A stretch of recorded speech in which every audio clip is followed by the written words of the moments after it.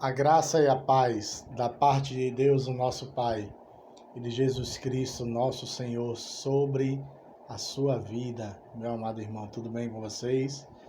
Eu sou o pastor Bruno Catunda, sou da cidade de Paulista e sou pastor da igreja Cristo é o Tema, e de antemão já convido os amados irmãos a virem nos visitar. E estou aqui hoje para trazer uma palavra para vocês da Juventude Batista dos Guararapes, desejando que Deus ele possa abençoar ricamente e abundantemente a vida de cada um de vocês. Agradeço especialmente pela oportunidade dada pelo nosso amigo Márcio, que Deus o abençoe. E nós vamos trazer uma palavra que para esses dias é muito pertinente, uma palavra sobre esperança, uma palavra sobre dias melhores. E eu creio que dias melhores estão planejados pelo nosso Deus para cada uma das nossas vidas. Eu convido você a abrir a sua Bíblia lá na carta de Paulo aos Romanos, no capítulo de número 12. Romanos, essa carta excepcional que é um verdadeiro tratado de fé, trazido pelo apóstolo Paulo, inspirado pelo próprio Deus, tem algo a nos ensinar a respeito de esperança e de expectativas de dias melhores. E nós vamos compartilhar com os amados irmãos no dia de hoje. Romanos 12, apenas 2 versículos, versículo 1 e 2. A palavra do nosso Deus diz assim: Eu rogo-vos, pois, irmãos, pela compaixão de Deus, que apresenteis os vossos corpos em sacrifício vivo, santo e agradável a Deus, que é o vosso culto racional. Não sede conformados com este mundo, mas sede transformados pela renovação da vossa mente, do vosso entendimento, para que experimenteis qual seja a boa, agradável e perfeita vontade de Deus. Eu tenho absoluta certeza que você já deve ter ouvido falar desse versículo, talvez até alguma pregação, mas a perspectiva que nós vamos trazer hoje é a respeito de mudança e a respeito de sonhos, planos e projetos de dias melhores. O mesmo Deus que inspirou o apóstolo Paulo a escrever essas palavras, também inspirou o profeta Jeremias, que lá no capítulo 29, versículo 11, disse: Porque eu bem sei os pensamentos que tenho a respeito de vós, pensamentos de paz e não de mal, para vos dar o fim que esperais. Eu costumo falar que o fim que nós esperamos, na realidade, é apenas um começo. Quando nossa carne, quando o nosso corpo chegar ao fim, amados irmãos, e isso é inevitável para todos nós, na realidade viveremos apenas o começo de uma nova vida, com um novo corpo glorioso, na presença do nosso Deus. Mas o desejo do coração de Deus é que nós já comecemos a experimentar essa renovação a partir do hoje, aqui e agora.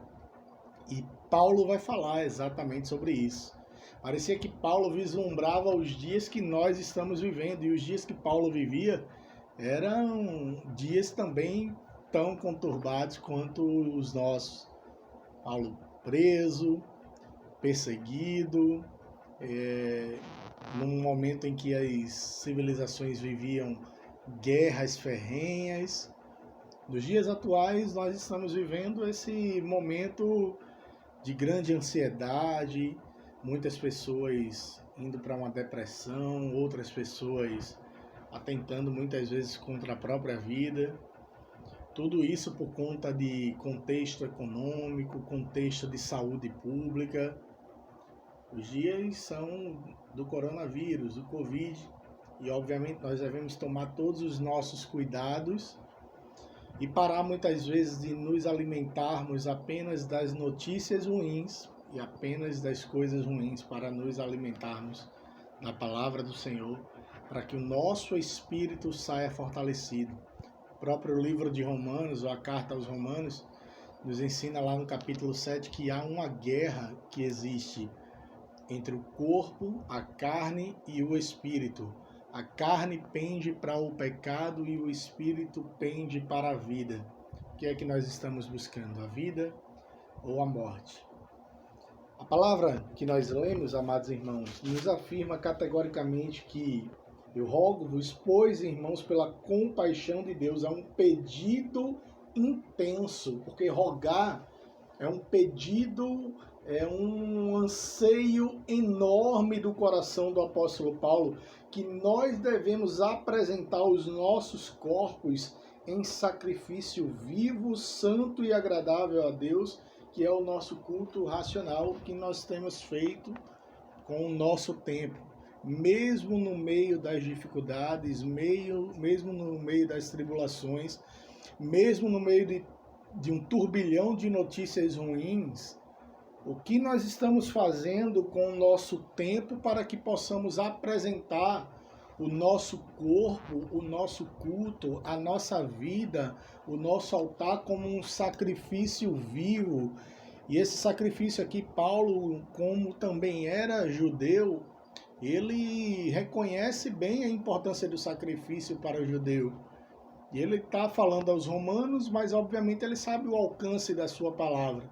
E ele não está pedindo um sacrifício tolo, um sacrifício que não servia mais, de animais, nada disso. O verdadeiro sacrifício já havia sido feito na cruz do Calvário através do Cordeiro de Deus que tira todo o pecado do mundo. Mas agora ele está fazendo um questionamento. Olha, mesmo que as coisas ruins estejam acontecendo no mundo, apresentem os vossos sacrifícios vivos, apresente o seu tempo. Tempo é a moeda de troca do céu, meu amado irmão. Não há como nós comprarmos salvação com nenhuma riqueza que possamos ter. Não há como comprar as bênçãos do Senhor, mas se nós usarmos uma moeda espiritual, essa moeda é o tempo. Quanto tempo nós estamos dedicando ao nosso Deus para que nós possamos ter intimidade com Ele e, como consequência, viver o novo de Deus sobre as nossas vidas. Viver verdadeiramente dias de esperança, dias de paz, dias de bênção sobre as nossas vidas. O tempo do relacionamento com Deus é o segredo da vida de comunhão e intimidade do homem com Deus, de Deus com o homem, e também o quanto de tempo nós estamos investindo sacrificialmente, abrindo mão, inclusive, dos nossos próprios desejos e nossas vontades para com o nosso irmão, para com a nossa família. É importante apresentar esses sacrifícios perante o Senhor, que é o vosso culto racional.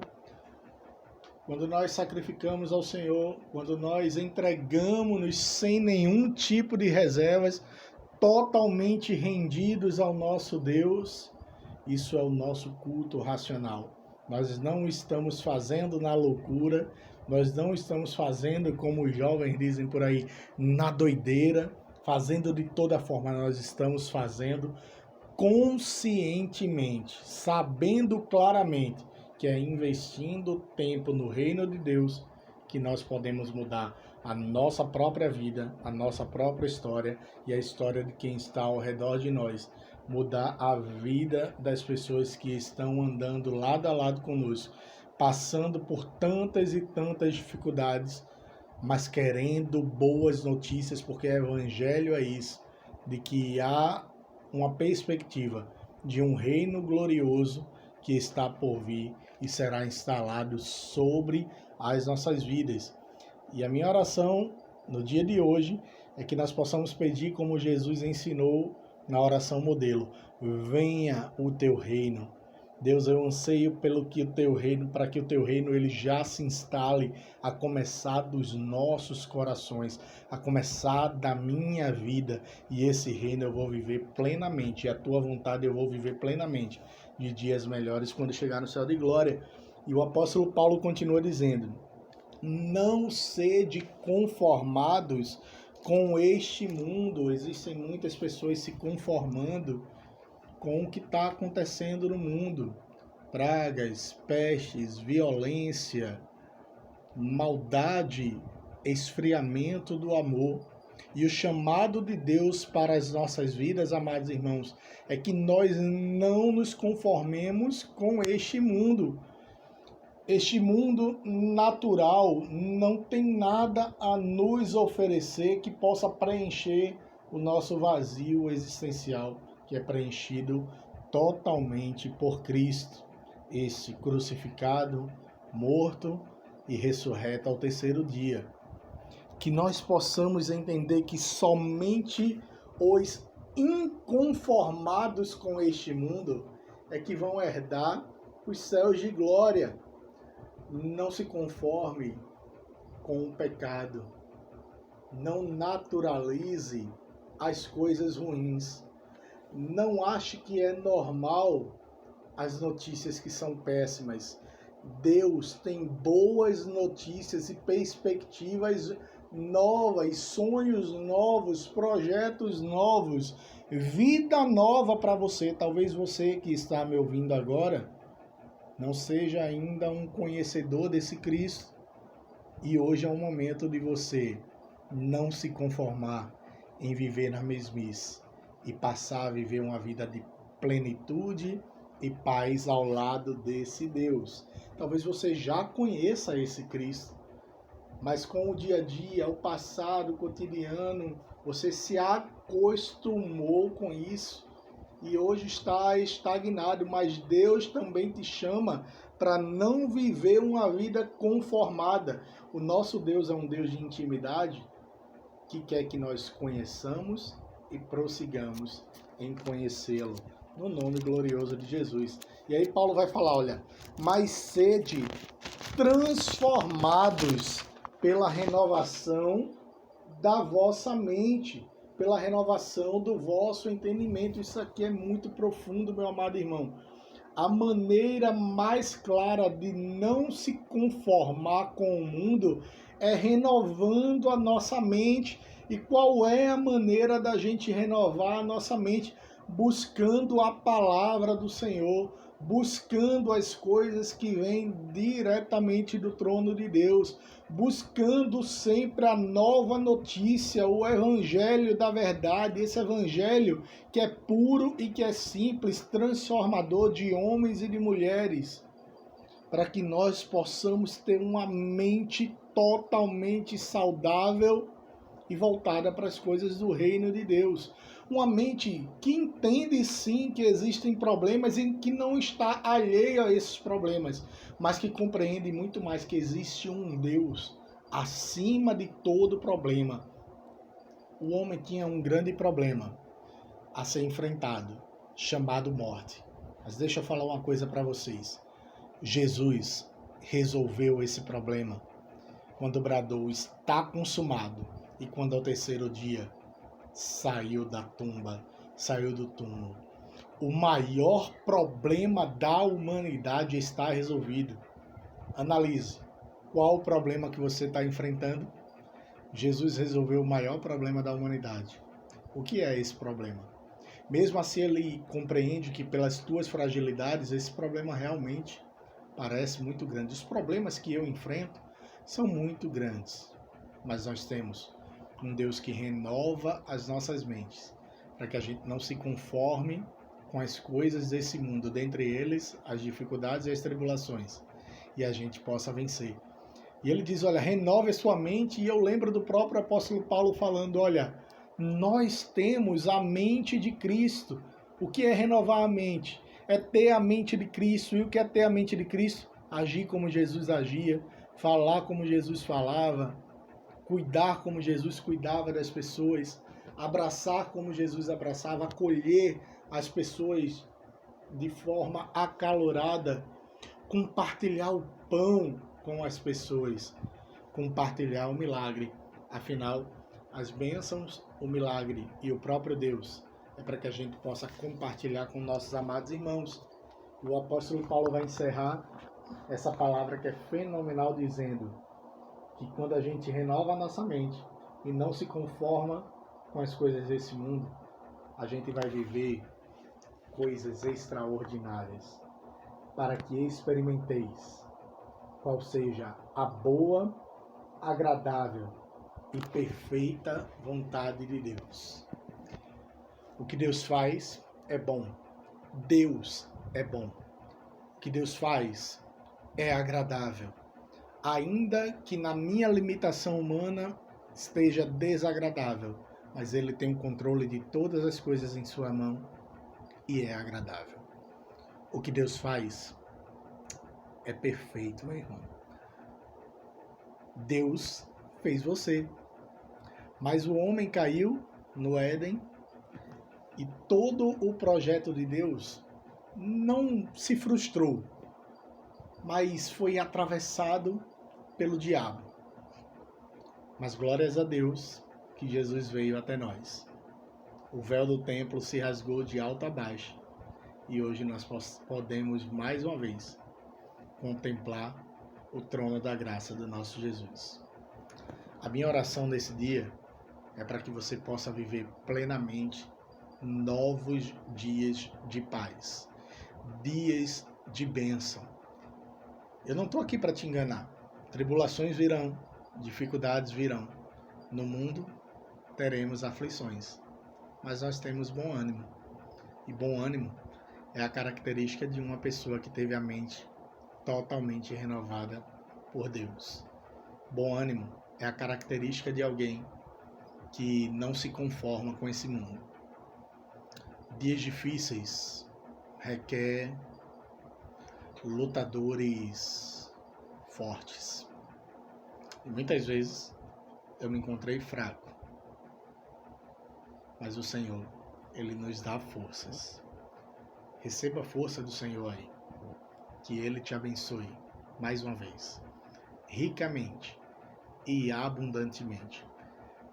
Eu não vejo a hora de encontrá-los pessoalmente. E quando tudo isso passar, sem máscaras, sem distanciamento, poder abraçá-los e me confraternizar, ter comunhão com cada um de vocês. Mas se isso nunca acontecer, não necessariamente, porque a pandemia não vai acabar, ela vai acabar, mas se eu nunca os encontrar aqui na terra, a gente vai se encontrar lá no céu. Que Deus te abençoe, meu irmão. Deus abençoe sua vida, em nome de Jesus.